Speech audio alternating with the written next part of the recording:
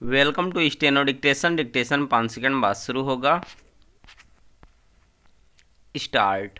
Cyber धोखाधड़ी और विशेष रूप से डिजिटल अरेस्ट के जरिए लोगों का पैसा हड़प करने के मामले की सुनवाई करते हुए सुप्रीम कोर्ट ने जिस तरह सीबीआई बैंकों और रिजर्व बैंक के रवैये पर नाराजगी प्रकट की, उससे यही पता चलता है कि लोगों को ठगी से बचाने के लिए जो कुछ किया जाना चाहिए वह नहीं किया जा रहा है।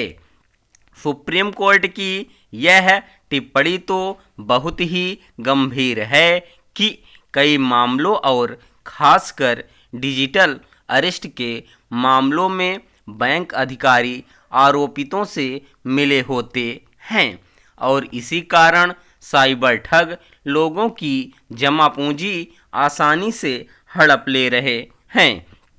इस टिप्पणी को निराधार नहीं कहा जा सकता, क्योंकि यह देखने में आया है कि ठगी के जरिए इधर उधर हस्तांतरित की गई रकम को जब्त करने के लिए बैंक समय पर कार्रवाई नहीं करते।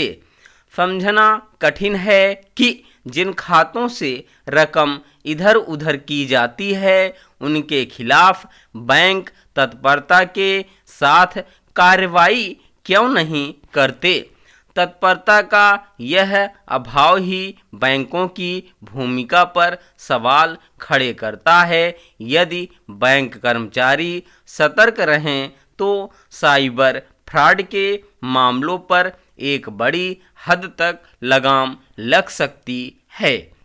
बैंकों के पास ऐसा कोई सिस्टम होना ही चाहिए कि यदि किसी खाते से निकली राशि आनन फानन एक के बाद एक कई अन्य खातों में स्थानांतरित हो रही हो तो वे उसका संज्ञान ले सकें। आमतौर पर ऐसा साइबर धोखाधड़ी के मामले में ही होता है। ऐसे में सुप्रीम कोर्ट की ओर से रिजर्व बैंक को ऐसे निर्देश देना आवश्यक हो गया था कि वह जिन खातों से धोखे से निकाला गया पैसा इधर उधर किया जाता है उन पर संबंधित बैंकों की जवाबदेही तय करे। आखिर अभी तक ऐसा क्यों नहीं किया जा रहा था? चूँकि साइबर ठगी के मामलों में पुलिस एवं अन्य एजेंसियों को तत्परता से कार्रवाई करना आवश्यक होता है और प्रायः इसमें ढिलाई देखने को मिलती है। इसलिए सुप्रीम कोर्ट को सीबीआई को भी निर्देश देना पड़ा कि ऐसे मामलों में तेजी से कार्रवाई की जाए। देखना है कि ऐसा हो पाता है या नहीं, क्योंकि साइबर ठगी के मामले जिस तरह बढ़ रहे हैं उसे देखते हुए इसमें संदेह है कि सीबीआई उन सबकी जांच करने में सक्षम होगी। स्पष्ट है कि पुलिस को भी साइबर ठगी के मामलों की जांच में समर्थ होना होगा।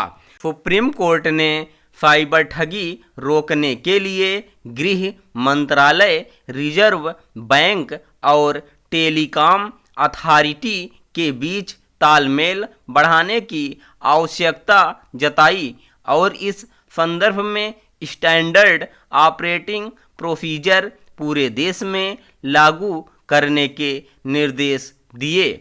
अच्छा होता कि सरकार अब तक यह काम अपने स्तर पर ही कर लेती। वह इससे अनभिज्ञ नहीं हो सकती कि डिजिटल धोखाधड़ी से 54,000 करोड़ रुपए से अधिक की राशि हड़पी जा चुकी है। यह राशि कई छोटे राज्यों के बजट से भी अधिक है। स्टॉप।